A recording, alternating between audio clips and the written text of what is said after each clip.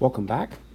This is a teaching video on section 6.4, which is friction, and 6.4 is section 5.4 in your textbook.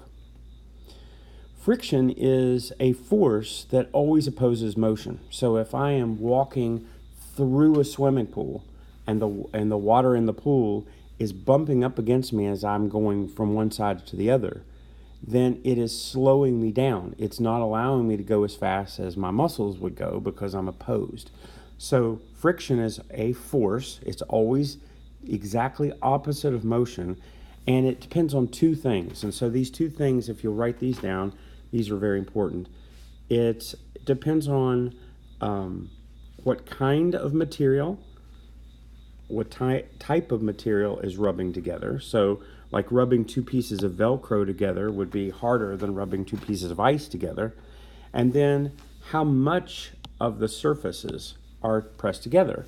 So pressing a small piece of Velcro is going to have more frictional, less frictional force than a large piece of Velcro. Exactly. So friction acts on material in contact. So two things that are touching, and what's actually happening is you have microscopic ridges. Even if two things appear very smooth, microscopically you've got bumps and valleys, and those bumps and valleys drag against each other, and that's what's opposing force. So it always acts in a direction opposite to the motion. Okay, so if something is traveling this way, the friction is traveling or is acting in the opposite direction. So think of a parachute. A parachute is a force up as you are falling down. So it's always opposed to motion. When two solid objects come into contact, the friction is those irregularities, those bumps. So rubber against concrete produces more friction than steel against steel. So concrete road dividers have replaced steel rails.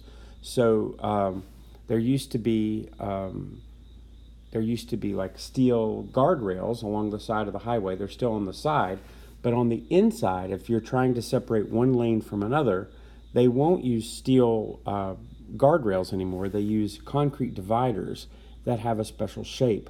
So you want the tires of the car to touch, not just the side of the car to scrape. You want the rubber, because that rubber against concrete has a very high friction. So here is the shape of that divider. You do want some of the side to grind. Okay, so if the tire can touch, it can slow the car down more than if just the side of the car is touching the guardrail. So we talked about solids rubbing against solids, but you can also have liquids against liquids and liquids against solids, just like when you're running through the swimming pool. The liquid water is acting as a friction force. As you're falling through the air, even the air, if you've ever stuck your hand out the window when you're driving and acted like a sailboat, then the air molecules can push against your hand. That is a frictional force. So air resistance is the friction of moving air. So air resistance is what causes an airplane to move, or it's what causes a parachute to work. Fluids will work the same way. You can have the circulating fluid, say in a lava lamp, is making those wax blobs in the lava lamp work. Same thing. These are fluids that are acting in friction. Let's imagine that I've got a falling object, like you're falling out of an airplane. You have a parachute, so you're not going to die. But let's say you're falling out of an airplane, you're going to get faster and faster and faster and faster as you fall because you have a force on you, gravity is acting on you, and you're going to accelerate. But since there's air, what's going to happen, that air is going to act as a force upward on you, gravity is pulling downward on you, and eventually you're not going to get faster and faster. There's something called a terminal velocity. If you jump out of an airplane, you're not going to continuously get faster. Now you would in a vacuum, but since there's air there, the air is acting as an upward force. The gravity is pulling you down with a lower force, and you eventually will reach a velocity that doesn't change. Like for the last few hundred feet of a parachute jump, you're not going to change your speed. You're going to stay at a constant rate.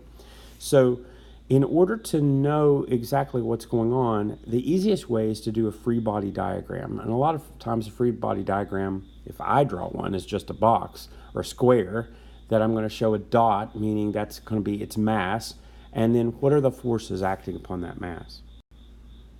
Okay, so here's a free body diagram of a box. Okay, so if you push the crate to the right, friction acts to the left. And so I've got two arrows that are indicating the forces on it. You've got the force pushing to the right, the push, and then you have the friction that is acting backwards. And so I would have two arrows on this. You don't just have one, you have to consider all the forces on an object. So the direction of the force of friction always opposes the direction of the motion. We talked about that a second ago. So like with this second one where there's a falling bag of laundry, I guess, you've got its weight, which is a force, that's acting down because of gravity. You have air resistance, which is it's being slowed down by air resistance, so that's a upward force. And so these two arrows are going to be opposed to each other. Now, it is possible that you could, if you've ever balanced a ping pong ball on a hairdryer, I've played with that before, a ping pong ball doesn't weigh very much, and the force of the air moving up is enough to keep that ping pong ball just suspended in the air. It'll just hover. Basically, what's happening anytime something is riding, you can do the same on water. Like a garden hose. You can actually position a garden hose and put a small ball in a garden hose, and it'll stay just sitting on top of the water because the forces are opposed to each other. So here's a question. Think about this. Two forces act on a book. Its weight and the support force of the table. Does the force of friction act as well? So if you just have a motionless book sitting on the table, is there friction involved? There is no friction unless it's moving. Friction is a force that's opposed to motion. So as soon as you start applying a force other than its weight, so a sideways force, pushing it across the table, then the motion of the friction would oppose that motion, and you'd have a backwards force due to friction. So here's your final question. What factors affect force friction between surfaces? There were two. Do you remember it? You have how much is in contact, how big of an area is in contact, and then what are the surfaces that are in contact with each other. Those are the two big things that are affecting friction. Hope that helps you.